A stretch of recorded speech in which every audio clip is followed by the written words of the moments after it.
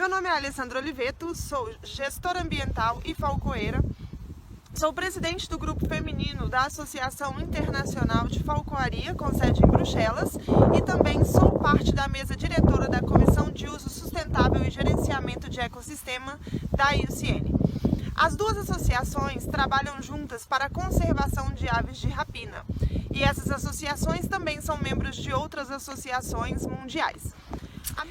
Então, para começar o nosso vídeo sobre falcoaria e conservação, que é o tema principal, é preciso a gente entender primeiramente o que é falcoaria.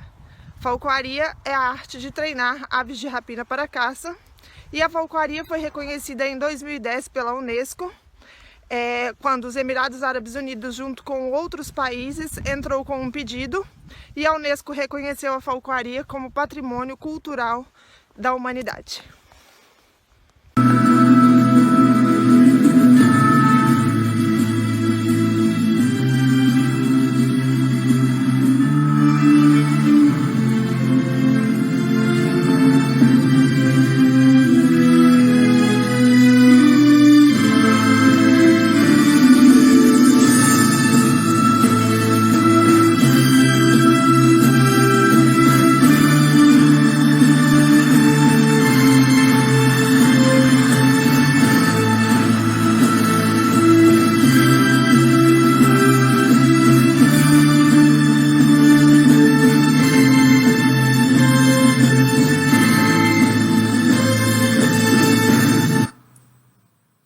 Falcoeiros entendem o que é um ambiente equilibrado e que este ambiente é essencial para as aves de rapina.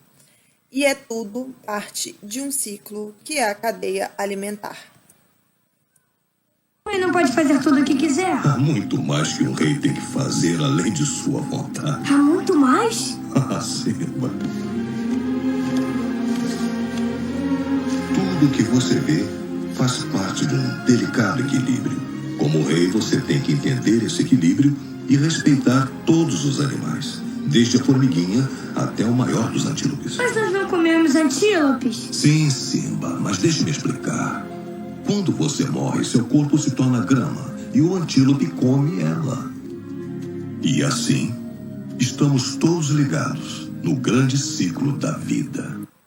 Assim como Mufasa, nós falcoeiros entendemos que está tudo interligado. Se a gente não preservar o ambiente onde as nossas aves precisam estar para caçar, o esporte acaba. A gente precisa deste ambiente equilibrado para a gente poder realizar o que a gente tanto ama, que é a falcoaria. Então agora nós vamos falar sobre as contribuições da falcoaria para a conservação, no passado, no presente e no futuro. A paixão do imperador Frederico pela falcoaria tornou-se parte de um projeto de ornitologia e ele escreveu um livro chamado De Arte Venandi cum Avidos.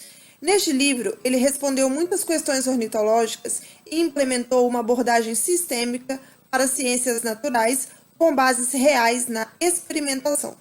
Suas realizações foram tão perfeitas e elas exercitam até hoje uma duradoura influência na ciência e na conservação. Posso dar para vocês dois exemplos que tem no livro, que ele experimentou ovos para ver se eles eclodiam apenas pelo calor do sol, e uma outra ele tentou descobrir se os pássaros, as aves no caso, usavam o olfato enquanto caçavam, cobrindo os olhos de abutres para ver se eles continuavam a caçar. Os falcoeiros sempre foram conservacionistas, protegendo as espécies que voam e as presas que caçam. Muitos foram ambientalistas bem à frente do seu tempo. Prova disso é que a falcoaria foi responsável pela legislação mais antiga que protegia as aves de rapina, com referência nas leis irlandesas de Brehon. Na Polônia, no século XII, era proibido cortar árvores com ninhos de peregrinos. Os filhotes pertenciam aos reis e os aldeões eram obrigados a protegê-los. Eleonor de Arbórea, a rainha de Sardenha, protegia tanto gaviões e falcões que uma espécie foi nomeada em sua homenagem, o falcão de Eleonor.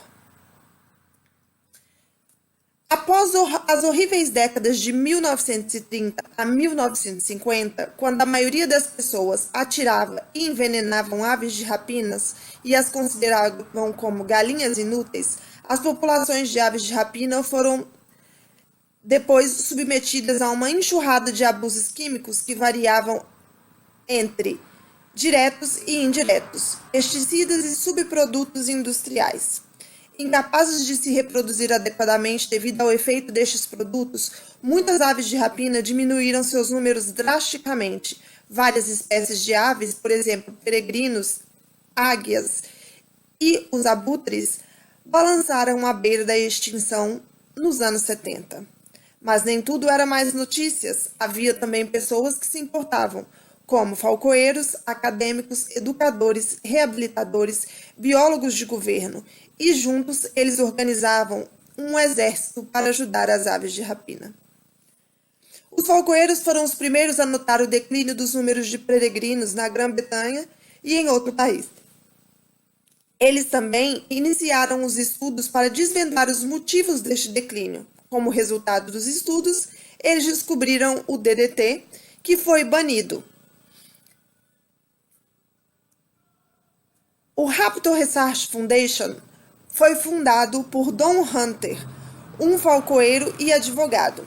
Em uma viagem, Don Hunter entrou em contato com um amigo que, preocupados com a situação das aves de rapina, principalmente os peregrinos, eles montaram essa fundação com a preocupação primordial de ensinar as pessoas sobre a importância das aves de rapina. O Peregrine Fund foi fundado pelo professor de ornitologia Tom Cage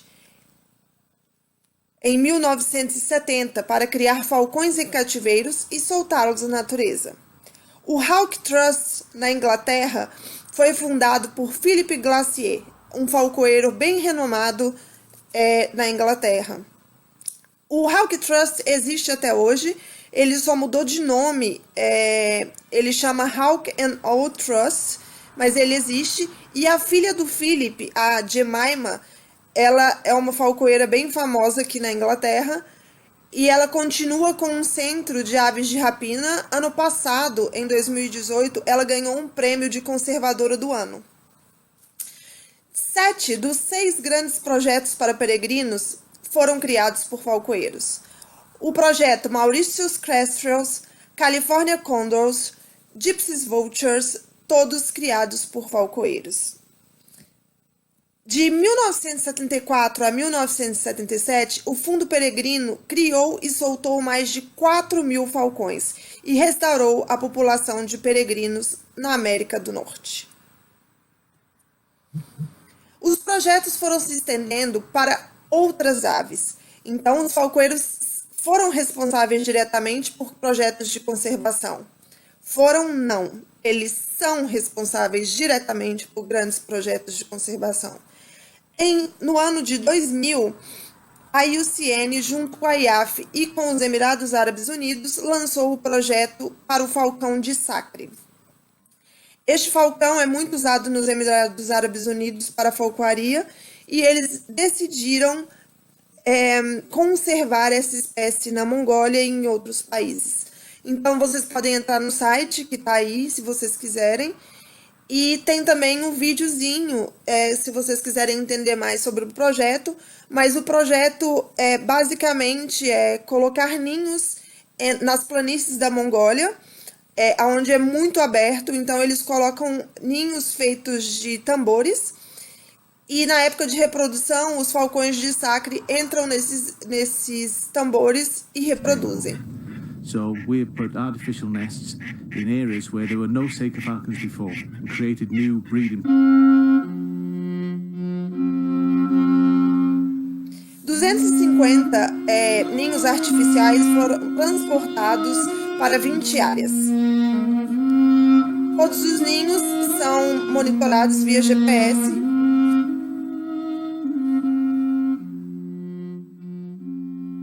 CITES, that is the Convention on International Trade in Endangered Species, has recognized that this is a potential sustainable use of a wildlife resource And that is quite a big breakthrough. It's not like a crocodile farm. These birds here are completely wild birds.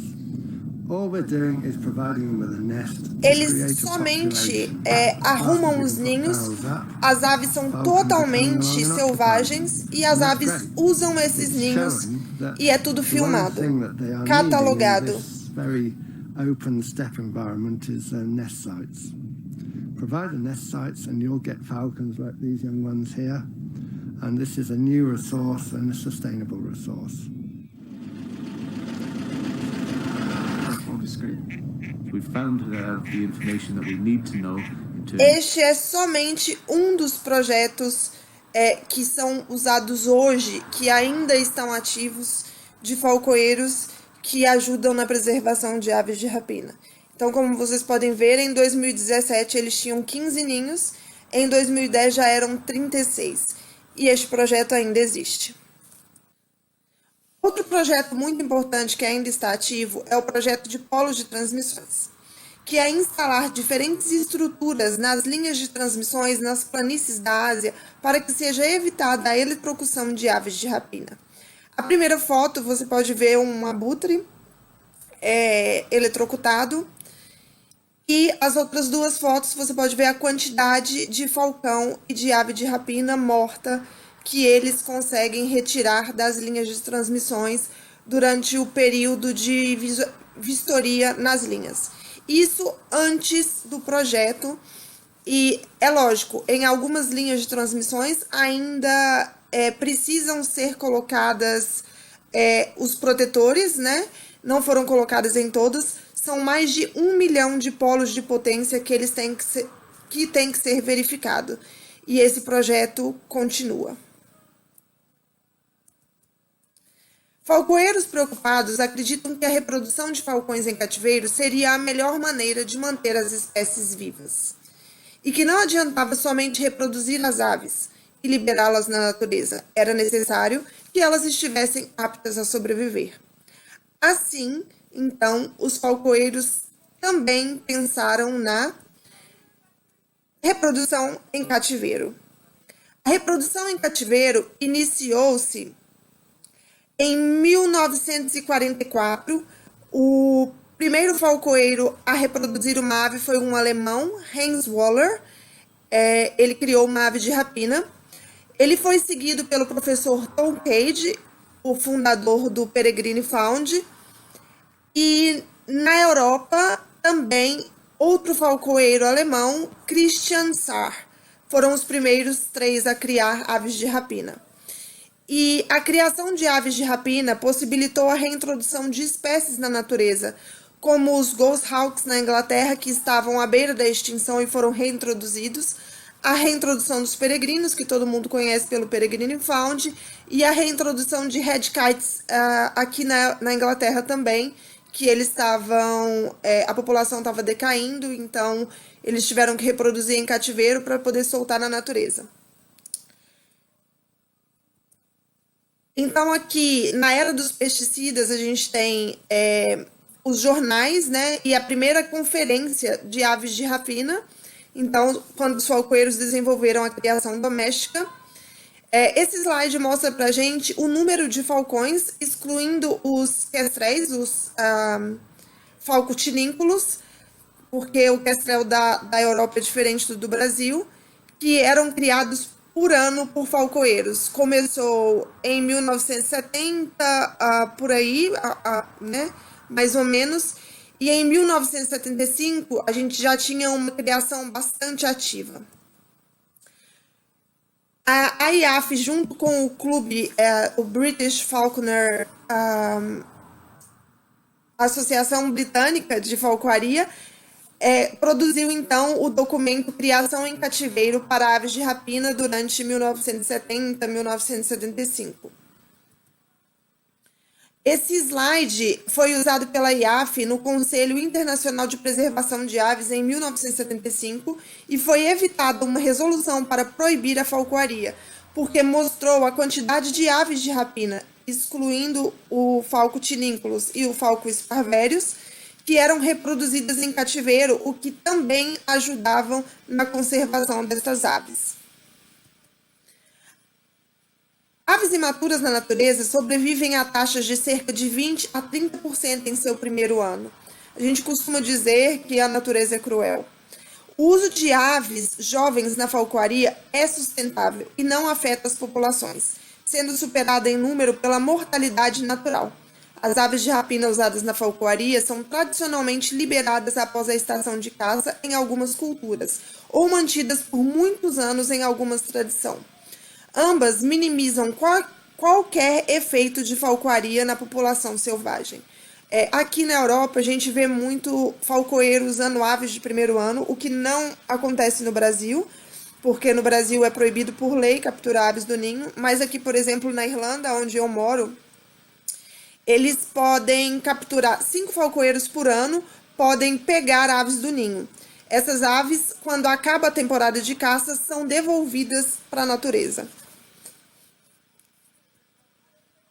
Falcoeiros também criaram o hacking, porque não basta só amar as aves de rapina e após a gente salvar elas de um acidente ou de uma batida, ou após uma reprodução, soltar elas na natureza.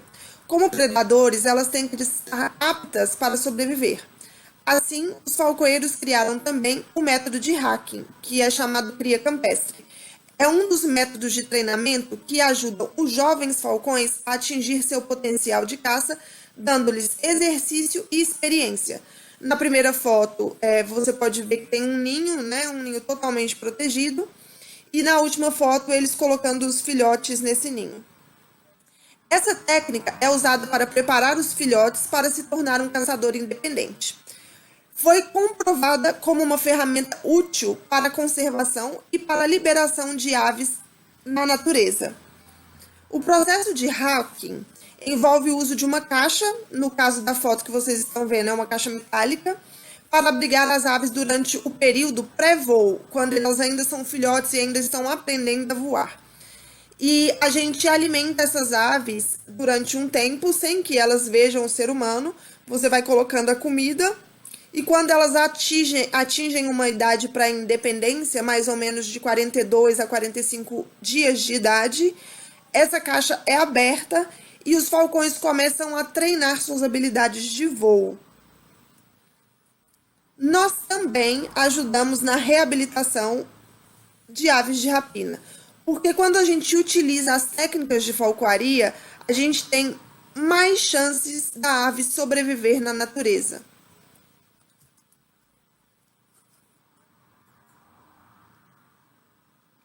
Essa ave que eu vou mostrar para vocês um pequeno vídeo, ela é chamada de 03. Vou mostrar para vocês um pequeno vídeo de reabilitação, que é um gavião carijó, a gente chamava ela de 03. E o falcoeiro Dorival Lima, do Brasil, que reabilitou ela. E ela só foi solta na natureza depois que ele teve certeza que ela teria condições de caçar. O Dorival faz controle de pragas no porto com o uso de técnicas de falcoaria. Então, ele reabilitou ela lá. Eu vou mostrar para vocês aqui o finalzinho do vídeo.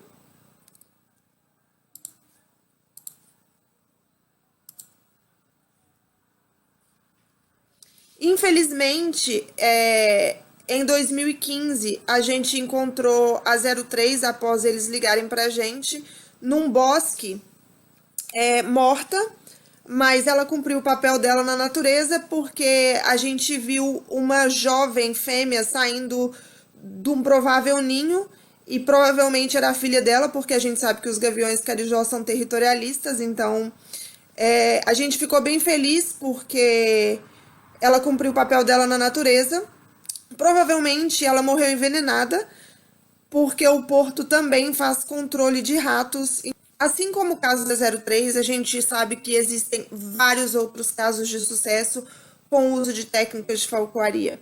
E o uso de técnicas de falcoaria dá uma chance de sobrevivência muito grande para as aves de reabilitação. Mas a conservação não é apenas um projeto em que estudantes de pós-graduação contam aves de rapina em regiões remotas. É também ensinar pessoas comuns e mudar suas atitudes e comportamento. Vou mostrar para vocês um vídeo que eu fiz aqui no Centro de Conservação de Aves de Rapina, na Irlanda. e ele é bem rapidinho. O vídeo vai ficar disponível para vocês com o pessoal da Bioeducação Digital. Ele foi gravado exclusivamente para esta palestra. Infelizmente, no Brasil não temos esse tipo de centro ainda, que na Europa é muito comum. Cloda, a garota loira, é a curadora principal do centro, que tem como base o Condado de Clare. É um pequeno centro com mais ou menos 30 aves. Eles realizam demonstrações de voos diários, principalmente com espécies ameaçadas de extinção, como é o caso desse abutre, que vocês vão ver agora, e tour privados nos bosques ao redor do centro com outras espécies, como o Harris Hawk, que é o parabúteo, que é uma espécie brasileira também, uma espécie das Américas. Eles trabalham com projetos de conservação e como aqui na Europa existe temporadas, eles podem viajar durante a temporada que não estão trabalhando para o Nepal ou outros países onde esses projetos estão em desenvolvimento, e isso facilita muito para eles.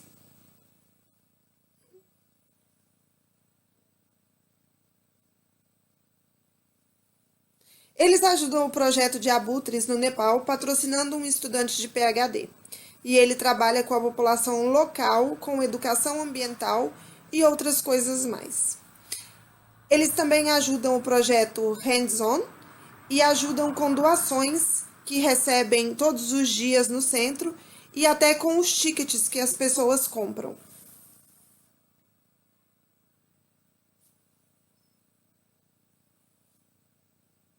Eles ajudaram no passado com o projeto de reintrodução de Red Kites, que faz parte de um grande grupo chamado Golden Eagle Trust.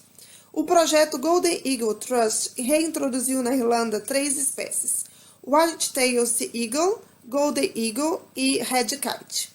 Estes já são projetos de sucesso. Eles também educam as pessoas que vão todos os dias no centro sobre a importância das aves de rapina e fazem reabilitação de algumas aves, e sempre que possível, soltam essas aves na natureza. O fato de ser um pequeno centro facilita com que eles conversem com as pessoas individualmente.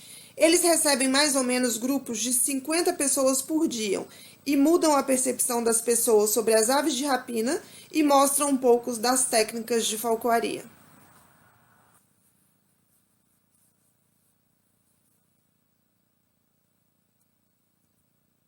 Por volta de 1970, Sheikh Zayed começou a designar um fundo para a conservação da vida selvagem. Este fundo é usado até hoje. Infelizmente, o Sheikh Zayed já faleceu, mas eles continuam com todos os projetos de conservação da vida selvagem nos Emirados Árabes Unidos. E um dos projetos é o Fundo Internacional de Conservação da Ubara, porque os falcoeiros não só ajudam na preservação das aves de rapina, mas, como eu disse no começo dessa palestra, porque a gente sabe que tem que existir um ambiente equilibrado, a gente ajuda na conservação das presas também. No caso aqui, eu coloquei para vocês 2 dos mais reconhecidos projetos, que é o da Ubara e o da perdiz, que aqui na Europa eles chamam de perdiz, que é a nossa codorna aí no Brasil. Os falcoeiros não apenas têm baixo impacto sobre as presas, mas iniciaram um estudo sobre a predação das aves de rapina selvagem. E agora são pioneiros na rede de partes interessadas para conservar ecossistemas. Muitos falcoeiros fazem parte de diretoria ou são membros de associações de conservação. No grupo que eu faço parte da IUCN, por exemplo, 4 pessoas são falcoeiros de diferentes países e é um grupo para restauração de ecossistemas. Existem grupos de caça direcionados para caça, onde tem falcoeiros também, que ajudam na conservação de outros tipos de presa. Então, nós estamos inseridos em quase todas as associações mundiais de conservação e preservação. Falcoaria e conservação no Brasil. A falcoaria no Brasil é relativamente nova, por volta de 22 anos. Somos ainda adolescentes. Se formos comparar com o resto do mundo, somos ainda um feto. A ABEFPAR, a Associação Brasileira de Falcoaria e Conservação de Aves de Rapina, foi fundada em 1997 pelos falcoeiros Jorge Salles Lisboa, Léo Fukui e Guilherme Queiroz. O Brasil é um país com dimensões intercontinentais. Muito da lei ambiental é regida por órgãos estaduais. O que vale em um estado, muitas vezes não funciona em outro e vice-versa. Assim, é tudo o que é relacionado ao meio ambiente e à conservação no Brasil. Um pouco difícil, mas não impossível. Muitos falcoeiros brasileiros tentam fazer sua parte na conservação de espécies de aves de rapina.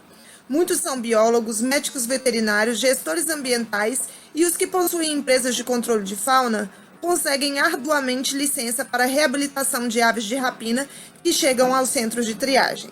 Lembrem-se, tudo varia de estado para estado. Alguns estados, como o Espírito Santo, que é o caso dessa galerinha aí nessa foto, existe um grupo de reabilitação com falcoaria, com as técnicas de falcoaria, muito importante, e eles trabalham junto ao IBAMA.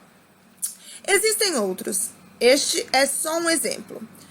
Jorge Salles Lisboa, falcoeiro renomado e um dos fundadores da ABEFPAR, ajudou no projeto Arpia no início do projeto e continua ajudando alguns outros projetos de conservação. Outros falcoeiros e pessoas que entendem das técnicas de falcoaria possuem criadouros conservacionistas. Muitos outros falcoeiros fazem teses de mestrado e artigos sobre falcoaria. E também sobre o uso de suas técnicas na ajuda das aves de rapina. Muito vem sendo feito, mas ainda temos muito a fazer. E volto a repetir, exige um esforço maior devido ao tamanho do Brasil, o valor da importação de equipamentos e outras coisas mais. Somente para frisar, quando se treina aves de rapina de reabilitação com técnicas de falcoaria, aumenta-se a chance dessas aves de sobreviver na natureza.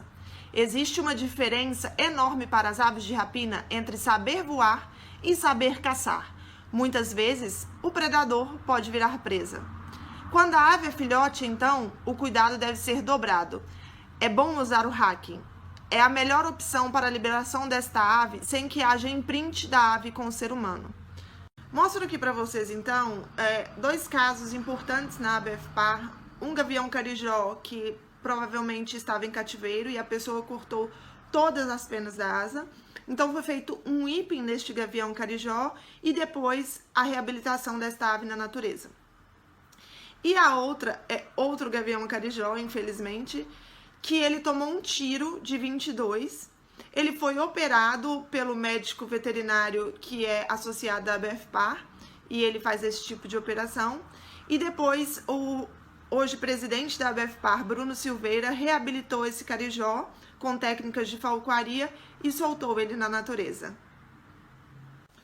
Todo esse feeling foi obtido através dos tempos devido à criação de aves por falcoeiros em cativeiro. Muitas técnicas e equipamentos usados hoje na conservação no mundo todo foram desenvolvidas por falcoeiros. Os melhores médicos veterinários do mundo de aves de rapina são ligados diretamente à falcoaria.